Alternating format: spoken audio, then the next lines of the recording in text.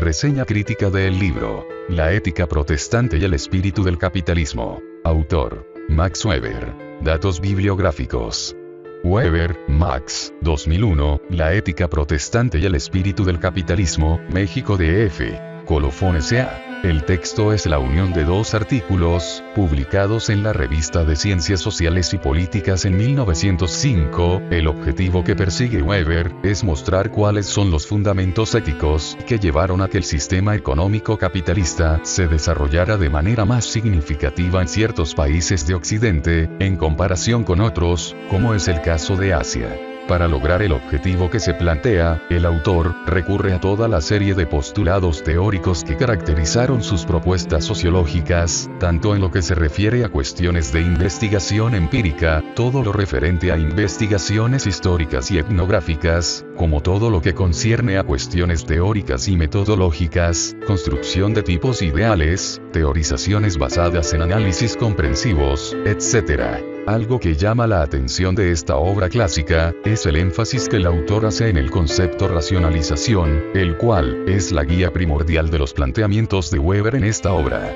Debido a que, al considerar su significado como los medios que se emplean para alcanzar un fin determinado por parte de un individuo, de un grupo social específico o de una sociedad, hace notar que esta racionalización se ha dado de manera más marcada en Occidente a diferencia de otros lugares. Lo que ha ocasionado que diferentes esferas de la vida social, al racionalizarse, hayan originado ciertas características históricas que determinan de manera intensa algunos aspectos sociales importantes, como es el caso del sistema económico capitalista.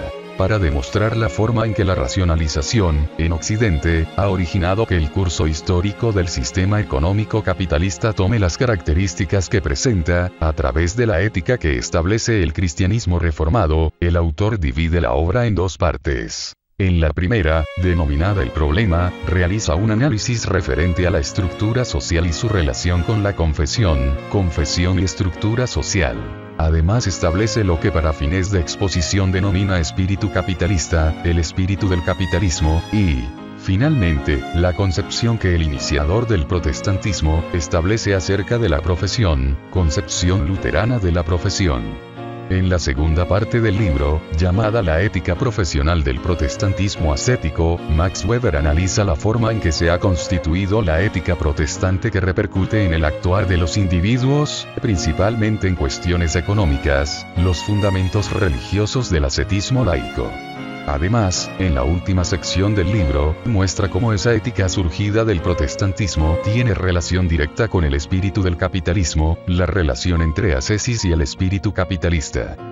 Además de las secciones mencionadas del texto, es necesario poner mucha atención en la introducción del mismo, porque es precisamente ahí donde se encuentran anotadas algunas consideraciones clave que permiten entender toda la exposición del libro. Primeramente hace mención de la forma en que la racionalización surgida en Occidente, trastoca todos los aspectos de la vida social, política, económica, cultural y científica de quienes son habitantes de esa región y la configura históricamente. De la misma manera, en la introducción de la ética protestante y el espíritu del capitalismo, se menciona la característica esencial del sistema capitalista occidental.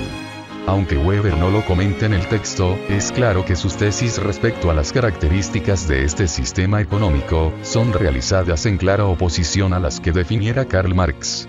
Puesto que, este último, lanzaba una serie de juicios de valor agresivos en contra de los burgueses, subrayando la avaricia y el afán de lucro contra natura que realizaban.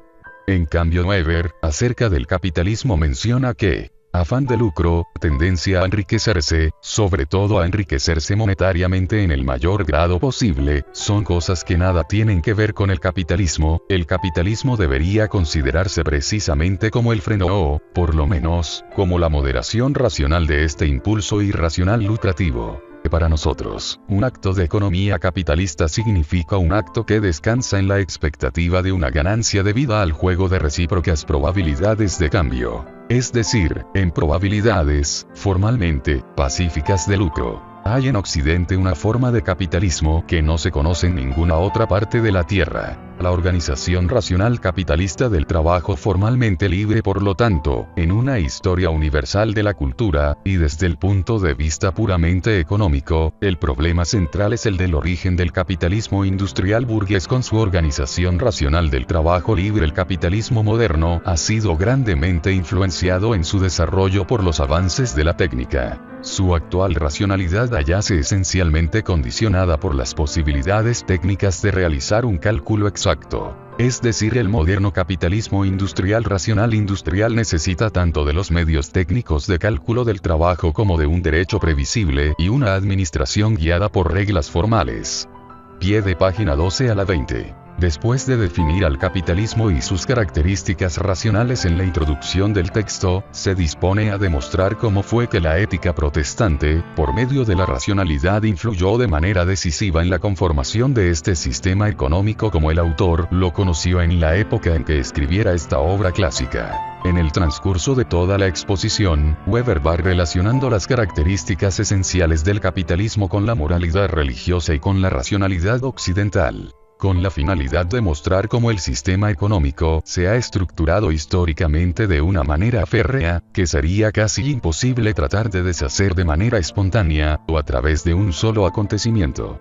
Se vuelve a insistir, esto lo realiza en contra de las tesis marxistas, las cuales establecen que para poder terminar con el capitalismo, se necesita de una revolución armada por parte de los obreros, para apropiarse de los medios de producción. Al respecto, Weber afirma que el orden económico capitalista actual es como un cosmos extraordinario en el que el individuo nace y al que, al menos en cuanto individuo, le es dado como un edificio prácticamente irreformable, en el que ha de vivir, y al que impone las normas de su comportamiento económico, en cuanto que se haya implicado en la trama de la economía.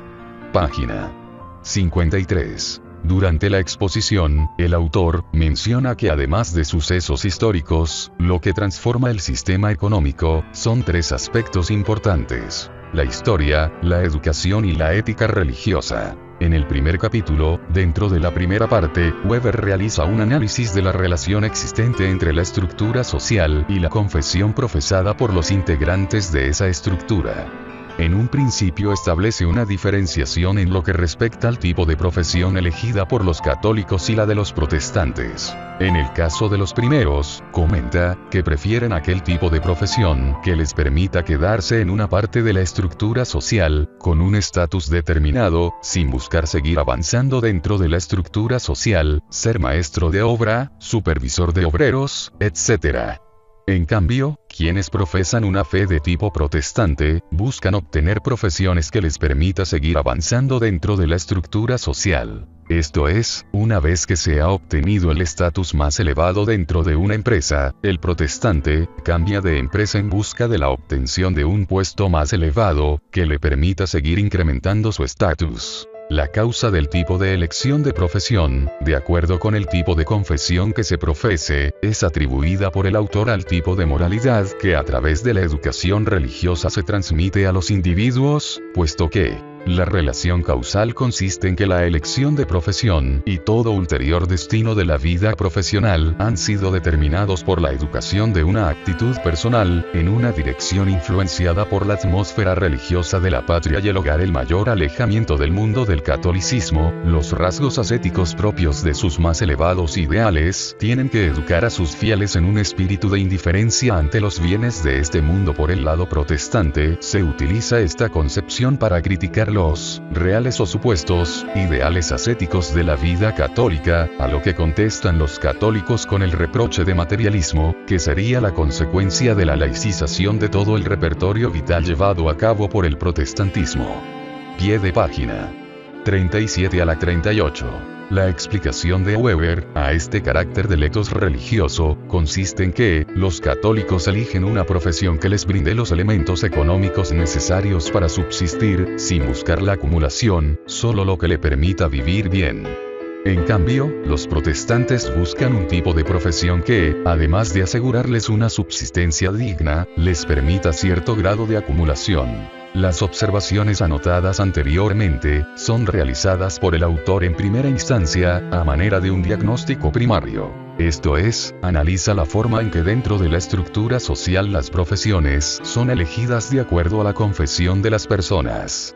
Una vez que se ha establecido tal diagnóstico, Weber se propone mostrar cuáles son aquellos elementos proporcionados por la fe profesada, que determinan ese tipo de elección. Pero antes de realizar tal demostración, recurre a desarrollar una exposición provisional, como lo llama, de lo que considera como espíritu del capitalismo.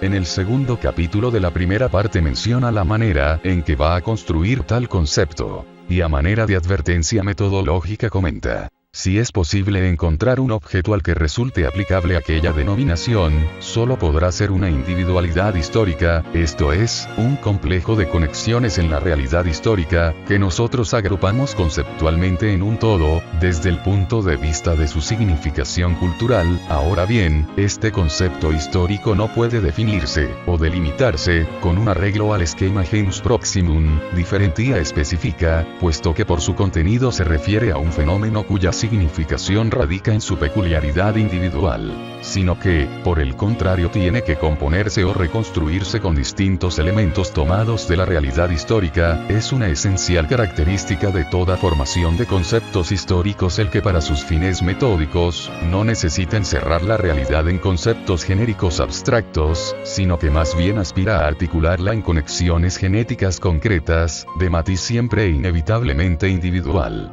Pie de página 45 a la 46. Una vez hecha esta advertencia de tipo metodológico, Weber empieza a construir lo que denomina espíritu del capitalismo.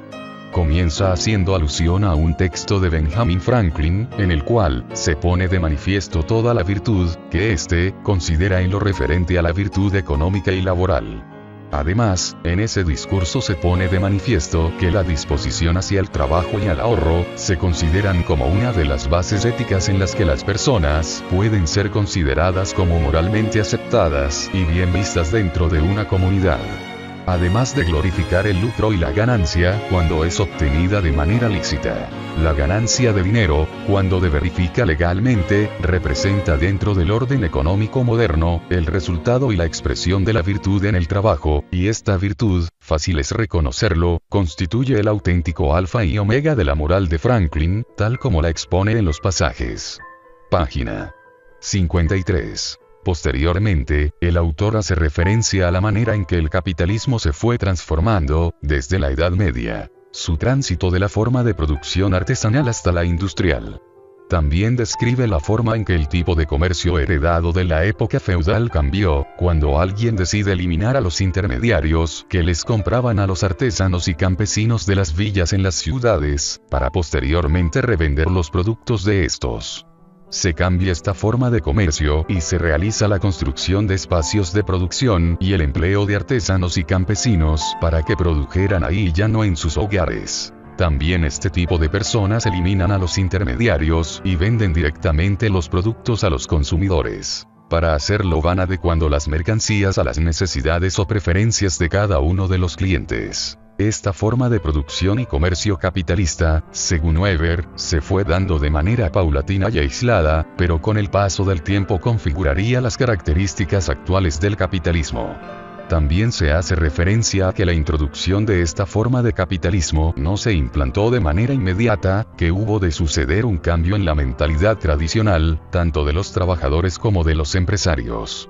Esta transformación se dio en la educación económica y religiosa, ya que según el autor, el capitalismo actual, señor absoluto en la vida de la economía, educa y crea por la vía de la selección económica los sujetos, empresarios y trabajadores, que necesita se afirma con frecuencia, y la afirmación ha sido generalmente comprobada a posteriori, que esta educación religiosa ofrece la más favorable coyuntura para una educación económica. entonces aparecen unidas en estrecho maridaje la capacidad de concentración de pensamiento y la actitud rigurosamente fundamental de sentirse obligado al trabajo, con el más fino sentido económico, que calcula la ganancia y su cuantía, y un austero dominio sobre sí mismo y una moderación que acrecienta extraordinariamente la capacidad del rendimiento en el trabajo. Pie de página 54 a la 66. La educación religiosa, la protestante principalmente, ha sido la que ha configurado lo que Max Weber denomina espíritu del capitalismo. Es cierto que, por lo general, entre la forma capitalista de una economía y el espíritu con que es dirigida, regula una relación adecuada, pero no una dependencia legal. Si a pesar de todo, utilizamos provisionalmente la expresión espíritu del capitalismo moderno, para designar aquella mentalidad que aspira a obtener un lucro ejerciendo sistemáticamente una profesión, una ganancia racionalmente legítima, es por la razón histórica de que dicha mentalidad ha encontrado su realización más adecuada en la moderna empresa capitalista, al mismo tiempo que ésta puede reconocer en aquella su más adecuado impulso espiritual. Página 68. También, el autor hace referencia a la manera en que las características que fue adquiriendo el capitalismo como sistema, y como con los ideales religiosos, fue conformando lo que él llama espíritu. Puesto que, la empresa, característica de este sistema económico, fue el objeto en que los protestantes encontraron su medio de realización de ideales, a través de la racionalización, siendo la empresa el medio para la obtención de fines religiosos. Además, también caracteriza al tipo de empresario capitalista. Nuevamente, a diferencia de Marx, afirma que el tipo ideal de empresario capitalista, encarnado en algunos nobles ejemplares, nada tiene que ver con este tipo vulgar o afinado de ricachón. Aquel aborrece la ostentación, el lujo inútil y el goce consciente de su poder. Le repugna aceptar los signos externos del respeto social de que disfruta, porque le son incómodos. Su comportamiento presenta más bien rasgos ascéticos, y muy frecuentemente hallar en él un grado de modestia mucho más sincera que la reserva tan prudentemente recomendada por Franklin. Nada de su riqueza lo tiene para su persona. Solo posee el sentimiento irracional de cumplir buenamente con su profesión. Página 75. Finalmente, menciona las características racionales del capitalismo, que junto con los elementos antes mencionados dio origen al aspecto que presentaba este sistema económico cuando Weber escribió su obra. Entender por racionalismo un crecimiento tal de la productividad del trabajo que hizo a este romper los estrechos límites orgánicos naturalmente dados de la persona humana en que se hallaba encerrado, quedando sometido todo el proceso de la producción a puntos de vista científicos. Este proceso de racionalización en la esfera de la técnica y la economía influye también, indudablemente, sobre el ideal de vida de la moderna sociedad burguesa. La idea de que el trabajo es un medio al servicio de una racionalización del abasto de bienes materiales a la humanidad, ha estado siempre presente en la mente de los representantes del espíritu capitalista como uno de los fines que han marcado directrices a su actividad.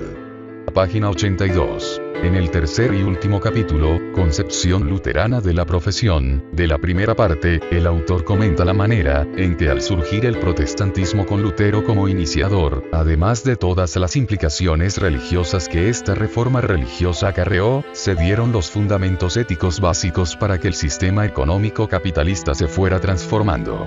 Dentro de las consideraciones luteranas más importantes, están aquellas que postulan el no buscar un alejamiento del mundo para buscar un lugar en la otra vida. Lo que proponía era buscar la manera de realizar acciones en donde se pudieran practicar aquellas virtudes para agradar a Dios.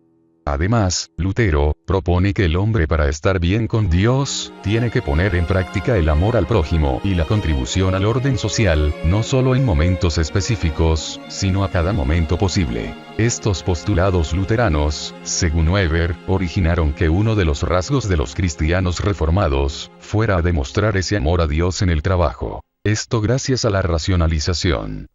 Ya que, el fin que la ética de la reforma pedía era esa búsqueda incesante de mostrar amor al mundo y al prójimo, y la puesta en práctica de la virtud, se utiliza como medio para obtenerla, la profesión y el desarrollo del trabajo. Puesto que era la única forma de desarrollo de la ética que su confesión promulgaba. De esta manera, se establece la idea de que el trabajo profesional es una misión impuesta al hombre por Dios. Según el autor de la Ética Protestante y el Espíritu del Capitalismo, la idea del trabajo profesional es el único aporte de Lutero al espíritu del capitalismo. No le resta importancia a todos los aportes que en materia religiosa este teólogo realizara, pero en relación a la transformación del sistema económico, cree que únicamente esta idea tuvo relevancia.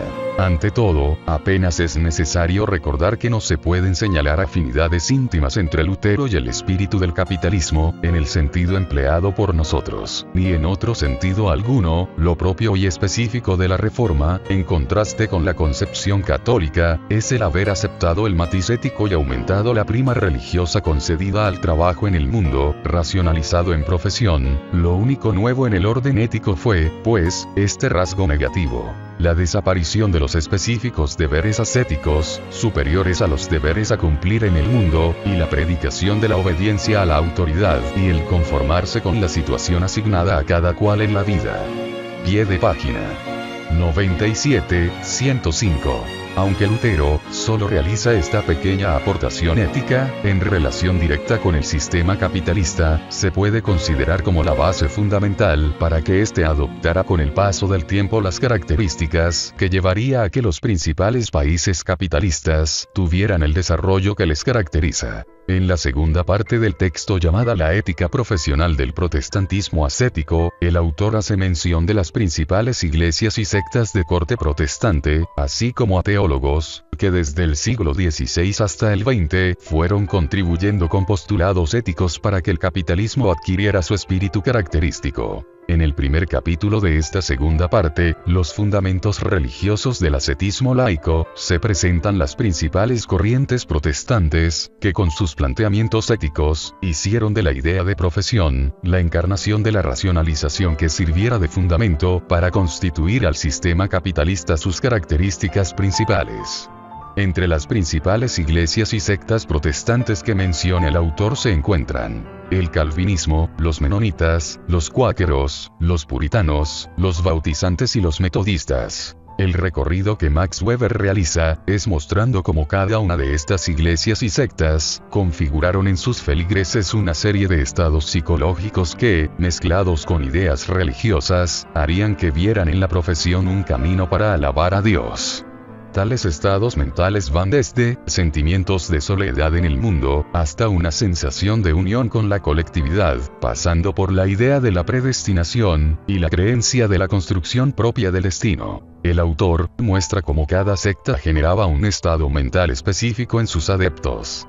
También, analiza cómo cada uno de los postulados éticos, originario de una iglesia específica, con el paso del tiempo se uniría con los demás emanados de las confesiones protestantes, para formar, junto con los mandatos prácticos de cada una, un ethos característico del protestantismo. Además, Weber menciona la manera en que el protestantismo en general, se fue diferenciando del catolicismo, eliminando la confesión, condenación del monacato, prohibición de la idolatría, etc. Pero, la diferencia principal, consiste en que el protestantismo buscaba en sus feligreses una preocupación por el mundo material e inmediato y la necesidad de buscar en el trabajo y la profesión la realización de búsqueda y obtención de recompensas otorgadas por Dios. A diferencia del catolicismo, el cual inculca en sus adeptos la preocupación por una vida en el más allá y, por lo tanto, un alejamiento del mundo material. Una de las más importantes observaciones realizadas por el autor, es aquella que se refiere a que el ethos protestante, obliga a que la persona busque la realización del bien y la virtud en cada instante de su vida, tratando de no caer en faltas graves a Dios, ascetismo, puesto que, considera el feligres, si llega a incurrir en alguna perdería la gracia divina otorgada. Entonces, el protestante, a través del trabajo expresa su ascetismo y se entrega a él de manera afanosa. Mientras que el católico, a través de la confesión, entra en un círculo de pecado, confesión, perdón, pecado, y no busca esa realización cotidiana de la gracia. De esta manera, se tiene, entonces, que el protestante, sea cual sea su iglesia o secta, busca con el desempeño de su profesión ese estado de gracia que el católico busca en la confesión y redención de pecados. Según Weber, esta es la principal característica impulsada por la reforma religiosa. Digamos, en resumen, que lo esencial para nosotros es la doctrina, común a todos los grupos, del estado religioso de gracia como un estatus que aparta al hombre del mundo, condenado como todo lo creado, y cuya posesión, fuese cualquiera el medio que para lograrla marcase la dogmática de cada confesión, no podía alcanzarse por medios mágicos sacramentales, ni por el descargo de la confesión, ni por cualquier otro acto de piedad, sino tan solo por la comprobación en un cambio de vida, clara e inequívocamente diferenciada de la conducta del hombre natural. Seguía de ahí para el individuo el impulso a controlar metódicamente en la conducta su estado de gracia, y por tanto, a ascetizar su comportamiento en la vida. Página 210. Asimismo, el autor muestra cómo esta característica ascética llevó a cabo una racionalización que se encarnaría en el mundo cotidiano y se incorporaría al sistema económico para conformar ese espíritu capitalista. Al renunciar al mundo, el ascetismo cristiano, que al principio huía del mundo y se refugiaba en la soledad, había logrado dominar al mundo desde los claustros. Pero quedaba intacto su carácter naturalmente despreocupado de la vida en el mundo. Ahora se produce el fenómeno contrario. Se lanza al mercado de la vida, cierra las puertas de los claustros y se dedica a impregnar con su método esa vida, a la que transforma en vida racional en el mundo, pero no de este mundo ni para este mundo. Página 211. Aunque, en esta última parte se ha hecho mención de la forma en que se fue constituyendo un etos protestante, de una forma muy general, se debe hacer mencionar que Max Weber, en el texto, realiza una explicación compleja y extensa al respecto. Es precisamente en esa parte del libro, en donde se deja ver la gran capacidad analítica de este pensador, así como sus grandes capacidades como historiador. Además es manifiesto el uso de las categorías sociológicas que caracterizaron a la corriente de pensamiento que dio inicio con el autor de este texto, la sociología comprensiva. Puesto que al analizar los postulados éticos principales de cada iglesia o secta reformada, lo hace desentrañando aquellas características que con otras herramientas conceptuales sería difícil extraer. En el último capítulo del texto, la relación entre la ascesis y el espíritu capitalista, lo que hace el autor es relacionar lo descrito en todo el libro. Así menciona cómo la ascesis protestante, a través de la racionalidad occidental, y con el desarrollo histórico, fue configurando el llamado espíritu del capitalismo.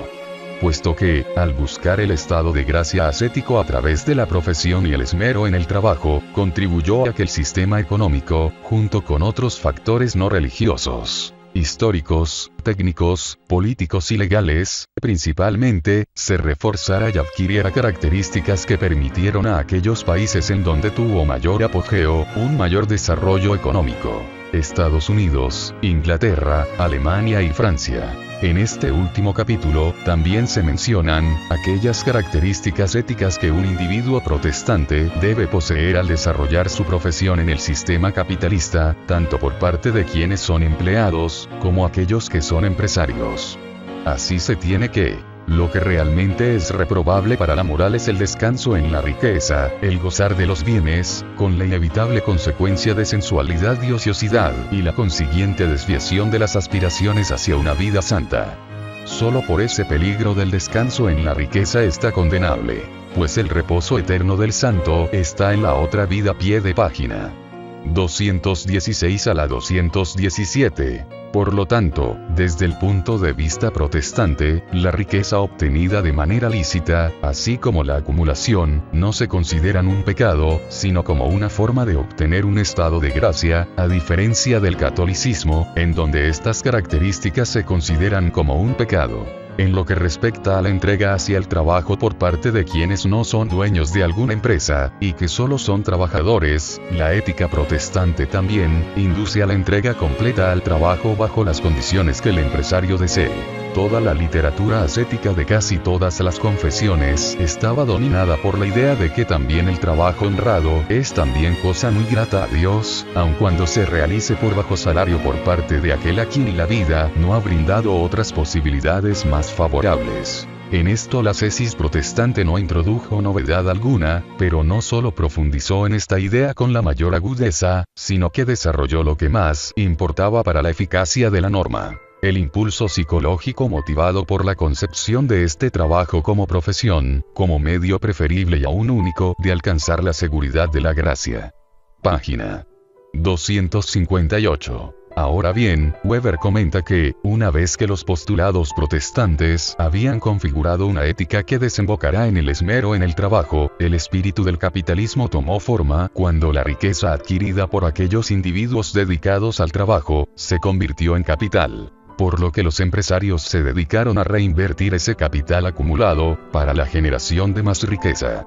Puesto que el individuo se sentía no como el poseedor de una gran riqueza, sino como un administrador de la riqueza que Dios le brindaba como resultado de su ascesis. En la parte final del texto, el autor menciona la observación más importante, en lo que respecta a la configuración del espíritu capitalista. Puesto que hace referencia a la forma en que los postulados éticos del protestantismo se fueron perdiendo.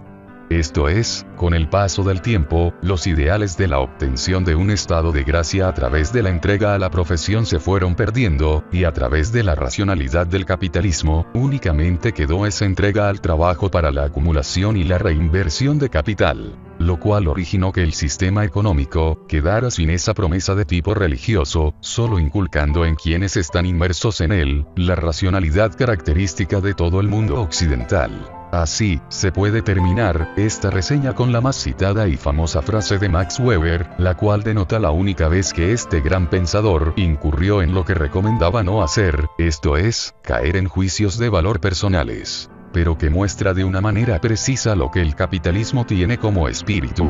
El puritano quiso ser un hombre profesional.